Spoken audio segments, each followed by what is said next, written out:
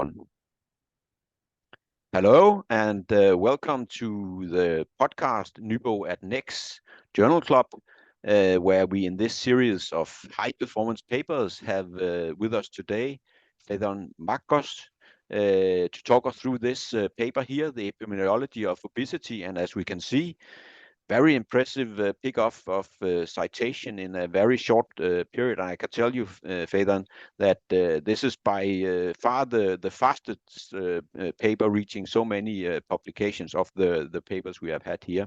So very warm welcome to you. Thank you very much, Lars. And just as a disclaimer, we have to also mention that this is a review paper, so it is a little bit advantaged compared to the rest that you are probably referring to, but you are right. The rate at which this paper accumulated citations since its publication in 2019 has been surprising even for me, to be honest. Yeah. And you're a professor in nutrition here at the department and also deputy head of research. So hopefully you can both talk us through the papers and how some of the findings from this may spread to adjacent areas of how we try to prevent the development of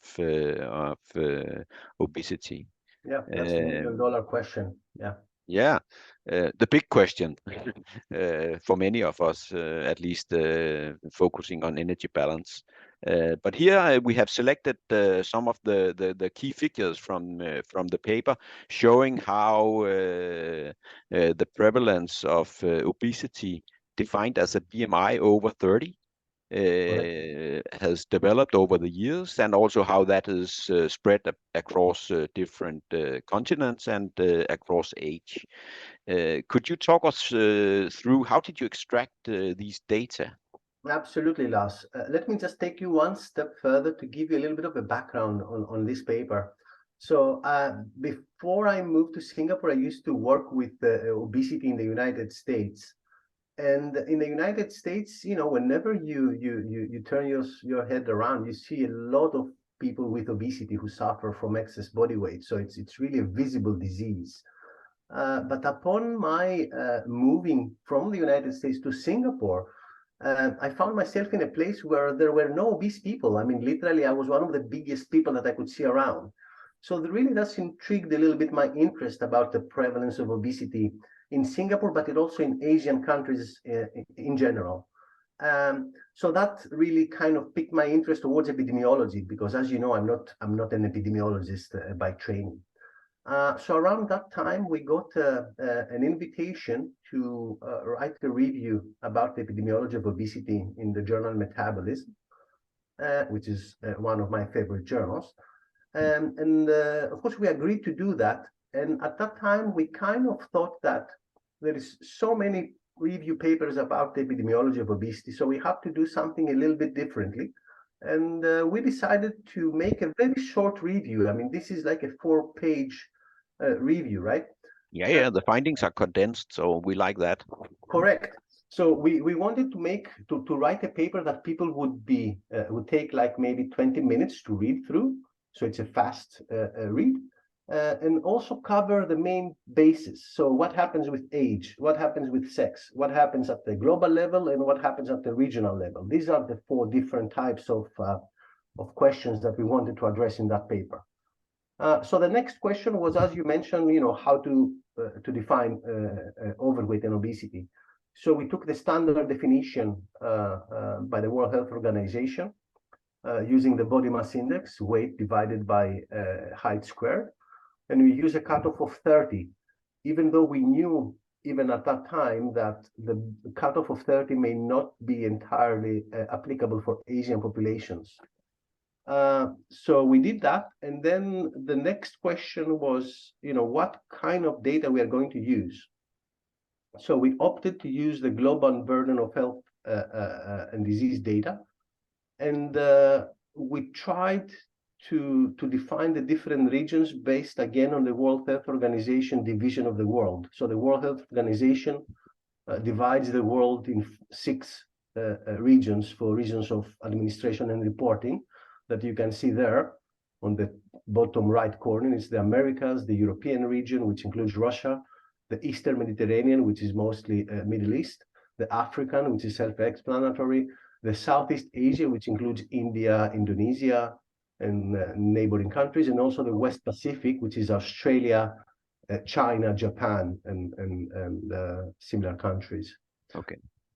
So we extracted all this data, but the sheer amount of data was huge. So we then decided to only use data from the 5 most populous countries in each of these regions, because this made easier way for us to handle the data and analyze it.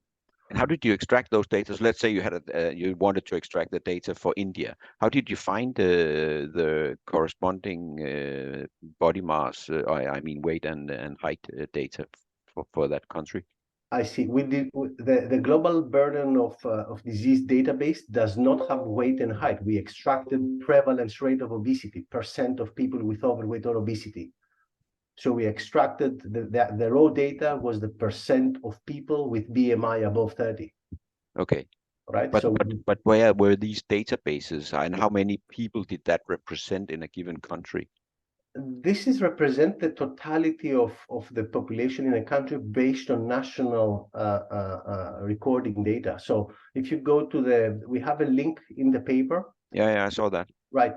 So if you follow that link, it actually takes you to these databases, and you can download anything you want to, even for the whole world or for a region or for a country. So yeah, but I mean, my data here in Denmark, for example, they are not registered. So I would not be represented. Also, Denmark is not. You mean among you as last? Yes, I know. Yeah. I understand what you mean. I am guessing that it's the same thing in all other countries. These are based on representative studies for the whole population, right? It's Okay, and you didn't dig into those numbers and whether, let's say, for one country it could represent measures on only 1% of the population in another. I mean, I see what you mean. Yes, I do not know this information, to be honest. I don't have the answer to this question. Okay. What we know from that databases is that they are representative for the country as a whole. Whether they represent 1%, 2%, 5%, I do not have this info. No. Okay. Yeah. No, it was more if there was some kind of bias that you could say, okay, there would be a rather bigger representation of overweight registrations in Europe or in some countries compared to others. Yeah, I do not think there is a different representation depending on the different BMI. No. But of course, that is the weakness and the strengths. Yeah. If you want to extract really big data, I mean, you need to take a rough measurement. Absolutely. I mean, I also think that the figure up to the upper left kind of shows that, I mean, with aging, your BMI may decline, but it may not be because you become less fat. It could be that you lose some muscle mass and therefore your BMI become smaller. And also, as you mentioned, it may be that the cutoff level of 30 may be right in some genetic groups, where in others, the stature may be slightly different. Yes, correct. There's also another reason. So as you can see from the slide in the top left, it seems that the prevalence of obesity in both men and women increases with age up until middle age. Yeah. Throughout that time period of life, generally speaking, the prevalence of obesity is greater in women than in men. This is very, very obvious, as you can see, let's say at around the age of 40 or 50 or 60, right? Now, the declining prevalence of obesity in older ages, like from 65, 70, 75, and 80 plus, could be related to what you just mentioned, but it's also related to the fact that obesity is associated with a lower life expectancy. So quite unfortunately, part of this decline is because people with obesity have died before that age. Oh, you think that is driving some of the numbers there? This is also, yes, this is also a reason why you see the decline in the prevalence of obesity, right? There is no reason to assume, or no physiological reason other than, let's say, a declining in fat-free mass, but then you would have an increase in fat mass. So I'm not sure what would happen with weight, right? but because the prevalence of obesity here, it's based only on weight. It's not. Yeah. But It's my not. first impression was that this was due to loss of muscle mass, sarcopenia when you become aging, and so on. Of course, it could also be that some of the older populations have another habits. I mean, they don't eat as much junk food as the younger people, and I mean, Yeah, I mean, yeah, just you a might guess. be right. You might be right, Okay. but definitely the fact, if you think that obesity at a BMI of 30, 35 and above is associated with 5 to 10 years lower life expectancy, you can actually also attribute this decline to the disappearance of people with obesity, unfortunately, at younger age, at the But older maybe with age. that, we have an idea for another review where we could extract data from, you could say, scientific publications that also have a measure of actual body fat. And then you could see if there is a difference in across Yeah, different age groups and yes, so on. I yes, mean, yes. If there is any database that has body fat percentages, that would be very helpful. yeah. Because as you said, we know fat-free mass declines with age after middle age, right, and older. Yeah. And I But think that the lower figure to the right below us, that is the one which is maybe the most strikingly is that this is becoming a global phenomenon.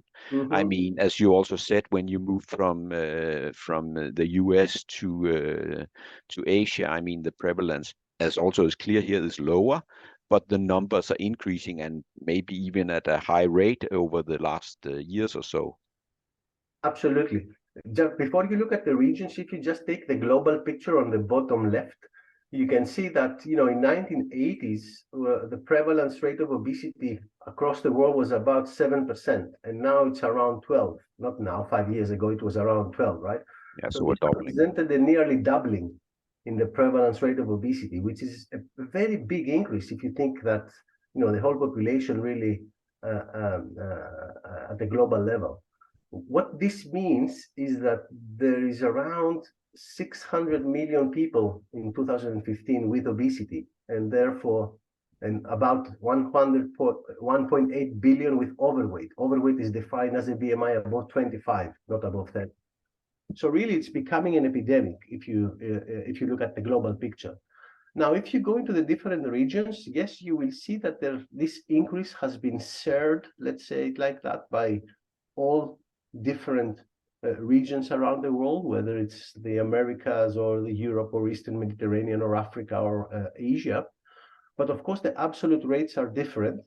And as a matter of fact, if you take the percent increase, the majority, the major increases in the prevalence rate of obesity have happened in countries with the lowest prevalence rates. Yeah. So in West Pacific and in Southeast Asia, you see that the numbers have nearly tripled, right? Whereas in Americas and in Europe, they have more or less doubled, from this graph. But clearly, this shows you that there are very big differences between regions of the world in the absolute rate of obesity. But no matter where you live, obesity prevalence has been increasing. And it's also quite a paradox that the prevalence in absolute terms are lowest in countries and also here at the continental levels where the socioeconomic income or BNP per citizen and so on is the lowest. But if you look within a country, then it's in at least in the rich world the other way around. Whereas in the poorer countries, it's the richest who becomes the most fat. So there's a paradox here that it seems to say that with wealth, it doesn't per se mean that you will become fatter, but it will in some because you can afford more food and maybe Yeah. you can also afford or you are having an inactive lifestyle. Yeah. I mean, clearly in that paper, we did not assess socioeconomic status, but in one respect, you are right. Of course, you have to remember that the Americas here, it's not just USA and Canada, it also includes all the South America, right? And Yeah, the yeah, European is not Denmark and Germany and France. It also includes Russia, for instance. But you're right that the effect of socioeconomic status within a population as opposed to across populations might be different or paradoxical.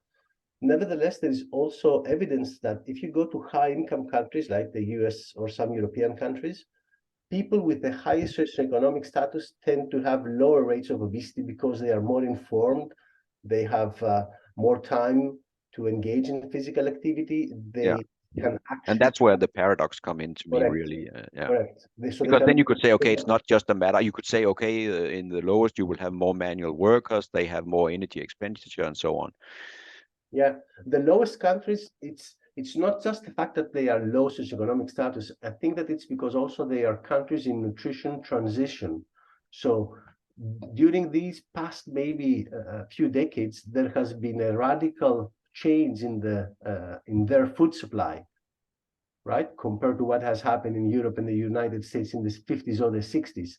So in countries in Asia and West Pacific, there were no McDonald's, there were no Coca-Cola, there were, and I'm just saying now the Yeah, cheap yeah, and more ones. refined foods and And so on. I don't want to advertise these companies, but you know what I mean. So there has been a radical transformation of the food production system. So the availability of cheap, convenient foods has increased dramatically in those countries compared to the Americas and Europe, where we have seen this change back in the middle of the previous century.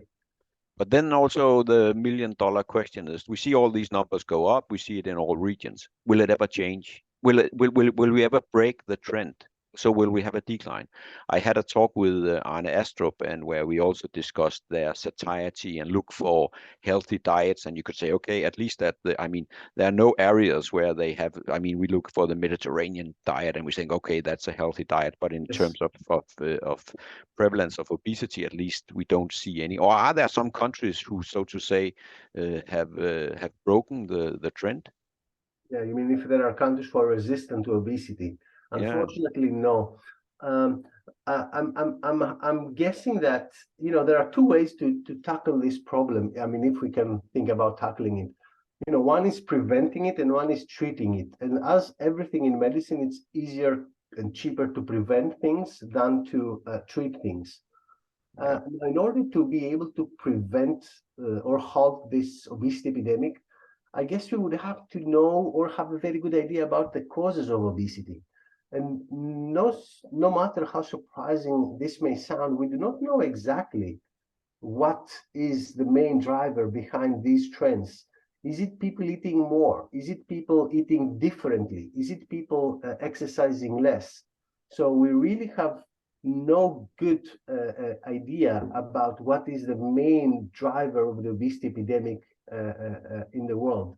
Most people would tend to agree that it's the changing food supply, that we have an abundance of cheap, calorie dense food that kind of disrupts our ability to regulate appetite. So Yeah, if but I mean, clearly from the, I mean, I agree with you that the reasons can be very multifactorial and complex, including sleep, stress, and so on. But from a basic energy balance, I mean, it's the matter between energy intake, and as you see, if Yes. you have a high dense and high availability of energy intake compared to your energy output. This is a given, yes. So this is the first law of thermodynamics, in the sense that no matter which factor drives obesity, whether it's stress, sleep, the different type of Yeah. food, But as we the fact that you have emotional issues, these of course are beyond your conscious control, but they have to manifest through a biological mechanism of either increased food intake or decreased physical activity, right? Yeah, or energy output. Yeah, and I discussed with Anna, and I can refer to that podcast for those interested in it. This mismatch between satiety, I mean hunger, that we seems as human on average to be a little miscalibrated. Mhm. That we And I mean, you could also say from a developmental. I mean, it's been clever when the food were you had ready supply of food, then you would eat a little bit more because you know that there would be periods with starvation in between. But today, I mean, we can have that all the time. So you could say, Yes. okay, it's a matter of finding that. But it's a little surprising to me because I mean, clearly the knowledge has been gaining? We know diets which are more satiating than others, high in, and I mean, they can be found in Asia, they can be found in Europe. I mean, there can be all kinds of difference. And we also know on the energy output side that, okay, increased physical activity, whether that is planned exercise or whether it's just need, I mean, just activities in your daily life, that can be. But still, I mean, we haven't been able to put forward, you could say, sustainable strategies to implement this knowledge.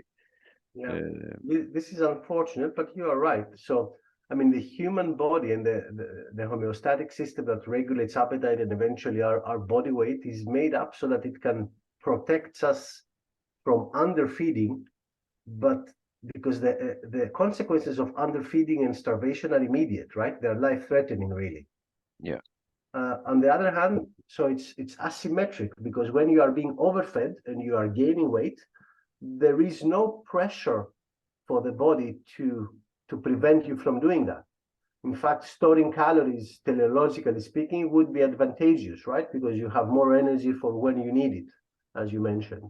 So this is an asymmetry of the system, of the regulatory system of appetite and body weight that is not in our favor in these modern times when so much food is available.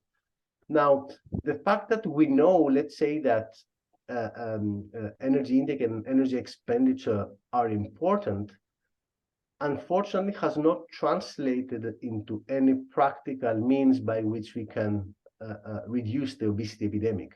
You are right. We know that there are some diets which have a more satiating effect than others. So, for instance, a high protein diet, because protein is more satiating than other micronutrients. But the reality from the data that we have from randomized trials is that after the first few months, really there are no differences between diets in how they perform in terms of body weight regulation and weight loss. And in So, fact, but yes. I guess that the medical industry, they would say, okay, GLP-1, that will be the future, and that will change the trend, because then we can all go into being, or at least those with or dual agonists now, yes, not just GLP-1, but yes, GLP, GIP, the combined ones are I think more effective. Yeah. But I mean, I guess from your and my perspective, coming from a nutritional and an exercise background, we would like to also have, you could say, more ecological methods to do this and natural means of changing. Yeah, I mean, in my view, if you wanted my opinion, I think that unless the food industry comes into this together with politicians to decide that we need to kind of change the way that the food supply works and the food market is. So, for instance, instead of having all the calorie-dense, nutritious, poor foods, on the most prominent place in the supermarket, put them in a corner. That would be an option, right? But unless we radically change the food supply, I do not see this trend reversing in any meaningful way by diet and exercise. And simply because diet and exercise, even though we know they work, so if you take people and you put them in a lab, right, and you house them in your a metabolic lab, and you feed them and exercise them, they respond like textbook, right? If you underfeed them, they will lose weight. If you over-exercise them, they will lose weight. Yeah. But the reality is that in the real world, when you allow behavior to come into play, then no diet or no exercise is being upkept for a long enough period of time, because it's very difficult to change our habits. At least at the population level, because I mean, I still think that coming from an educated background and a knowledge institution, we would like to think that it improved knowledge to people.